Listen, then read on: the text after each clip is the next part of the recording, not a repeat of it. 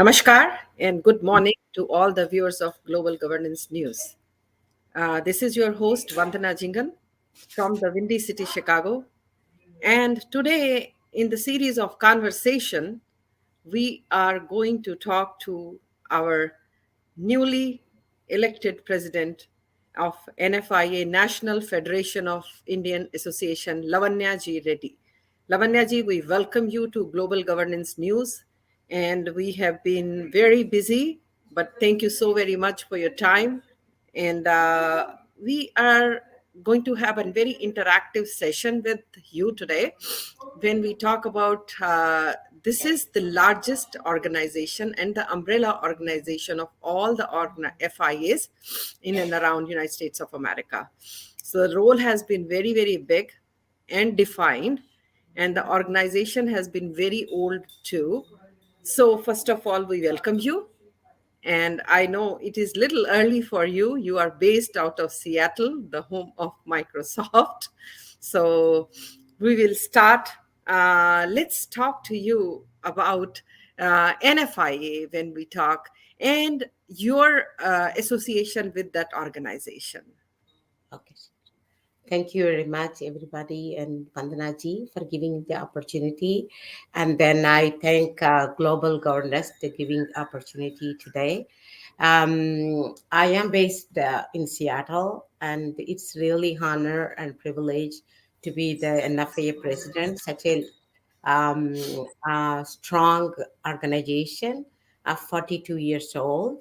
And it did so many good things to the Indian community here. And it won so many awards, being a leadership in foreign policy issues and immigration issues and reforming bills about immigration and in U.S. census and voter registrations, etc. It always got awards from it, and it has activities like last 20 years. We do congressional lunch. NFA does congressional lunch and White House briefing to address our issues to the government every year, and we are the ones who did the trade things, and we did the science, and we did the beauty pageants, national level we organized, and then it's NFA is instrumental to start global organization for people of Indian origin. It was the first stage and sponsored the first event, and we constantly active, and because we represent 50 states and we have members from 50 states to represent, and we help people whatever way we could. We help youth, we help women, we help every sector, seniors. We have senior associations, and each board member director is very dedicated to NFIA to contribute and help in these regions.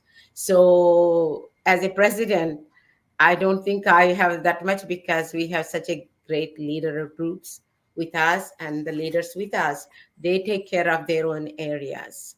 And another thing is NFIA has like influenced many people. We fundraisers for like in donated thousands of dollars to India for disasters and things like that. And we have Gandhi statues, and I should mention our one of the past presidents and current chair for bylaws, Subhash Rajdan from Atlanta. He helped us to get Gandhi statues to Atlanta under the Gandhi Foundation, and then in Washington D.C. and Ohio, and we are fortunate to have one in Bellevue, Washington, as gifts from Indian government to United States. These things.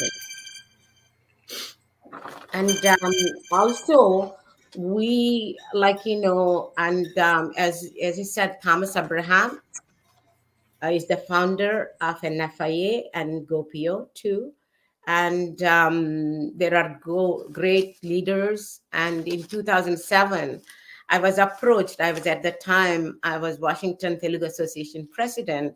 And Sudeep Gorakshakar was working in Boeing here.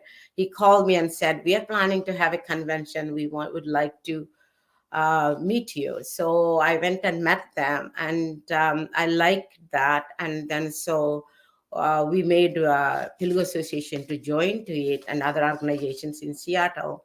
So we had a convention in 2008, and there was a convention in 2016 where Sudeep Gorakshakar was elected as a president of NFIA. And then I have great leaders support, all the past presidents support me, and it's amazing how much support they give it to me so that I can do my job better. Thank you so much for sharing your journey. I am just seeing the profile that you have sent. Founding member and president of Federation of Indian Association or Washington area, because and then the Telugu Association. And when we talk about these are called the volunteer services. These are unpaid, selfless jobs that we are doing it for the community. But there are something that you have to pay your bills. So when we talk to Lavanya, what is her professional area of sphere, like where she works, what is she doing, and she's making a difference as a Montessori school. When we talk, kids are our future, and we have to make sure that whatever we have, we pass our legacy to them. Let's share that of your perspective. Yes, it's another thing is I chosen the best profession I could do, and which I enjoy. I think that helps me to save my energy to volunteer at least 10 hours a week. I volunteer for other organizations, nonprofits. I can cook for 1,500 people. If somebody helps me to cut, and I can cook easily. So, but at the same time, I'm a Montessori teacher for 42 years. I was director and a program supervisor in Minneapolis and New York and Houston, and then in Seattle. I worked in downtown Seattle with big schools. And afterwards, 20 years, I had my own Montessori school. Now I thought in 2019, I thought I'm going to retire and go around and dedicate my life to the volunteer service. But it happened with after COVID. I just stayed 1.5 years and I got so bored. So I went and joined again in a lighthouse Montessori school in Seattle downtown. And then I worked there as a Montessori teacher. We're working with 46 years old. And not only I teach, like, Montessori is such a beautiful method that makes children strong. We put a good foundation for values, and then for their behavior and to be a good citizens. And that part, I love it, being with the kids. And I love to do. Thank you Uh, so much for sharing. As we talk, as they say, you educate a woman, so you educate the whole family. You educate a woman, you educate the whole society. And you are spreading that fragrance all around. That is so beautiful. But when the woman comes out of home, she has a lot of responsibilities, because they always say charity has to begin from home. It becomes very difficult that you have to take care. So, how did you balance both the home, your volunteer service, and then professional career of yours? I should give credit to my children. And from childhood, even when they are 2 and 3 years old, I drag them with me to participate in community service, things like that. It's amazing how many hours. My daughter got award from Rotary in local Washington State for contributing. The award is serving others more than herself. So in high school, she did about 1,200 hours in 2 years for volunteer service in different sectors. And I think it passed through. And my husband loves to be connected with Indians. So he was very active in Kannada Association. And he's from Bangalore. So we both had that social meeting Indians and things like that. It's really heart filling for us. And then my daughter always tells me if I see an Indian on the street, my face glows. So especially 42 years ago when we came, Indians were rare. I still get excited when I see Indian, anywhere in shopping malls, anywhere I see Indians, my daughter says, "Your mom, as soon as you see an Indian, your face glows." I think it's connection. It becomes like a family for us, right? All Indians are family. You can be away from India, but India cannot be away from you. That is what the diaspora is contributing. And I do recall I'm in this country almost 3 plus decades, and then there was someone who told me the time will come that you are standing on a red light waiting for the signal to turn, and you will see the next car to you who is also waiting. There'll be some Indian. You will roll down the window and you'll say, "Behenji, time kya hua hai?" And I think we are seeing that time. And means you did mention there was not many people. There are a lot Yes. of challenges the first generation has faced and come across, and your journey is maybe much more older than me, a decade plus, I must say that. Let's share from you, from the perspective of yours. What have you seen in the last 40 years when you came in here, and 20 years ago and now? And then I'll take up my next question to you in this regard itself. Yes, the reason is I am saying is when I came in, I first came to Minneapolis, and people are very soft nature, very friendly, and I felt I was welcomed. And I remember my brother-in-law took me from Minneapolis to Chicago to the tower, and he told me, "How do you feel? How do you feel?" Second week of my arrival, and I just looked around. I said, "It is so big. I feel so lonely." That's right. Is that was the feeling when we first came. Like, you miss your parents, you miss your home, and there is a scare how I would survive and settle and all those things. And but it was really very friendly when I started working. In within 2 weeks I started working. It was very friendly and very, very mellow in Minneapolis, so it gave me opportunity. And after I got married, I went to New York. It's like everything was moving so fast. Very, very fast. And I felt, and then it's so exciting. It gave me so many opportunities as a Montessori teacher to take children around, and it was really exciting. And I had an excellent director in New York, in Armonk, where I worked. She gave me 100%. She trusted me. I would hire people. I would get, I do Indian festival in the school premises, and she would allow me to do all those things. And then it was pleasure working. And then when I went to Houston, it's a different story. The children were most obedient. New York parents in New York was very demanding. Okay. And then when we went to Houston, it's like relaxed atmosphere. The parents were very obedient. It's more like a mixed colors and things like that. And then by then I was developing my confidence too as a teacher. And then I moved in 92 to Seattle. Since then we were living here. But in Seattle when I came, it was mixed. But do you know that last 2 3 years it changed, last 4 years or 5 years? People attitude in Seattle, when you go to your shopping or something, people get mad at you easily like that, being a color person, which is a sad thing. I noticed 2 3 times, personally experienced. And it makes you sad. It wasn't America I came in.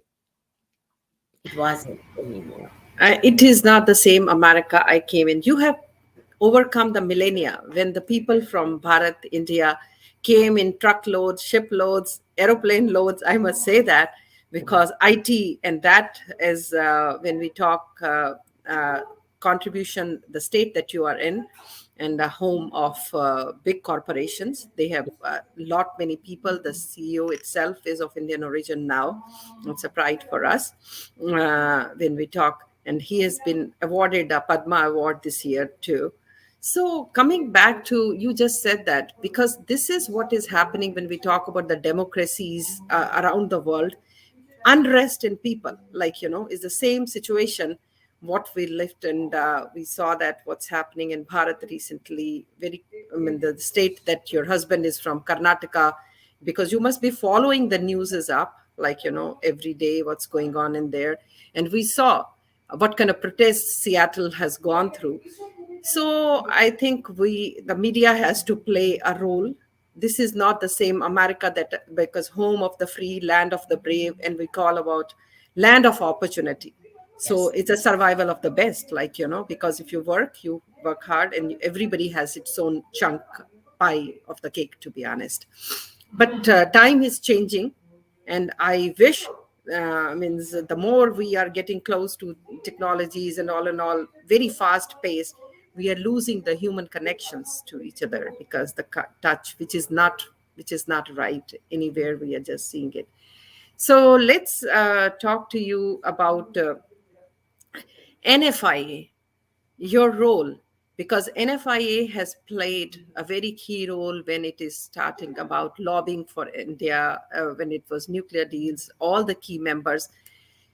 And this is 42 years old organization. How is the transition happening? How we are involving the youth? Women wing is, I know Angela G is doing pretty good consistently, but are we in the process of passing the baton? Transition is happening. Where do we want to see NFIA going, engaging the youth? Because it is a pride organization, to be very honest, to work with, and they are established their name.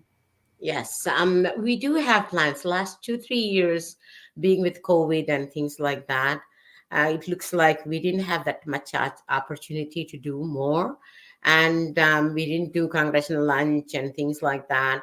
And then this year, we are planning. I have a RVP from Arizona, Anna Prakash. She's very active in science and technology, so I'm planning with her to do a good program for children and youth to encourage to bring them together. And then another thing is I'm interested in locally. I have one or two politicians I'm working with. I'm planning to do a workshop or a summer program for children and youth between 25 to 35 to younger generations, how to be active politically.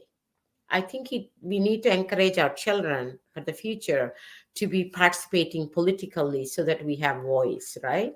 It's very important for the kids to. So those two things are in my mind. It's not limited to. We just started as a board. We just had one board meeting. We didn't have enough planning for the rest. I'm sure we are going to have another board meeting next Wednesday, where I think we're going to brainstorm what are the ideas we have and how we're going to do in different areas. And then I'm interested in working with one of the trade people, international trade people. So we like to have a trade expo or something. We are planning right now. So we would do that definitely. We are celebrating 75th Independence Day anyhow. As India is celebrating Azadi Ka Amrit Mahotsav, and 75 years of India's Independence Day, and that has been extended, they say, because to the COVID, it will be extended till 2023. And we do know the restriction has been lifted from 14th of February, which is like day after tomorrow, that anybody wants to visit India, so no Yes. RT-PCR and PCR tests being required, but the proof of vaccination is needed. And NFIA does work with the Indian consulate and the Indian government, means like for the concern of the diaspora. Their participation is very much involved. I know whenever the congressional luncheons are there, so ambassador does host the dinner for the Yes. the people of And, the NFIA delegation. yes. So coming to our, because the youth engagement, which is very very close to my heart, because we talking about, like, मैं रहूं ना रहूं, at least our relationship, the work that has been, the seed which has been sown, the tree which has been, it should flourish and keep giving the flowers to us. So what's special that NFIA is planning on getting the youth engaged and involved? That is what I was telling, because youth, if you just call them, come to NFIA, they won't come. We need to provide some interesting things for them. This is what I thought. If we manage this science and technology thing, as we have a lead in there, And then if we have political advancement, and encourage them to participate in it, these things.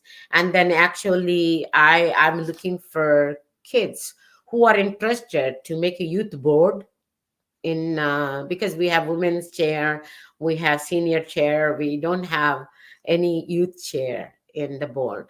So we're looking for a young person who is really enthusiastic to lead youth from United States. Would be great. So if you have any leads, please do. Oh, thank you so very much. Yes. So, whosoever will be watching, like, your kids or your grandkids, please do tell them to get engaged with this organization, which has an access actually, means direct, like they're involved. Means, and 42 years is not a small, very time. And on a concluding note, we are just going to talk to Lavanya ji. What Lavanya wants to know, because the legacy that Lavanya is going to leave, and daughter of someone, wife of someone, mother of someone, and in the service of Dharma, in the service of community, to be honest. Let's hear from you. Yes. I was born to Dr. Sunkara Ramchandra Rao and Kavi Mani. My mother is a poetess, Mani Ramchandra Rao. And I'm very fortunate. They gave me the best they could give. And if today, if I am here because of their guidance, I'm very spiritually attached to Brahma Kumaris. I follow their thing regularly. I meditate in the morning and evening, and I follow those things. I'm raised very orthodox in Vedic culture. I believe in so, and more older I get, I appreciate the insights in it. Actually, I admire the wisdom in it, because Hinduism not found by one founder. Step by step, as needed, the adults gave us guidance at every step to follow. So I'm very fascinated, and I'm proud to be Indian. I'm proud to be Vedic culture follower, Dharma follower, Dharmic accounts. And then I have two children. I'm married to Raghav Reddy, Dr. Raghav Reddy from Bangalore, and he cooperated everywhere. And I am always proud. Whatever decision I made, he says, it's your wish, do it. He never said no to me. Anything I suggest, I'm really um, grateful for that. And I have two kids, Rama Reddy and Mayuri Reddy. Both the kids work in Germany. And I have one grandchild, Rumi Reddy. And I'm blessed with, I'm really, really grateful for all the gifts God gave it to me. And I consider every moment is special. Every moment you can make this decision. You're the creator of your own fortune. So I believe in it. I keep positive. I put my energy, like whatever responsibility I take, I put full energy into it. I take it seriously, whether it's a volunteer work or paid job. Thank you so very much for your time. We really appreciate, and we wish you all the best and good Thank luck you, Vandana. for your Thank you. whole term. And as you promised, that youth will get engaged, and it is, Yes, means like, the promise. yeah. I will do Thank that. you. Thank you. Thank you. Thank you very much Namaskar. for your time. Namaskar. Namaste.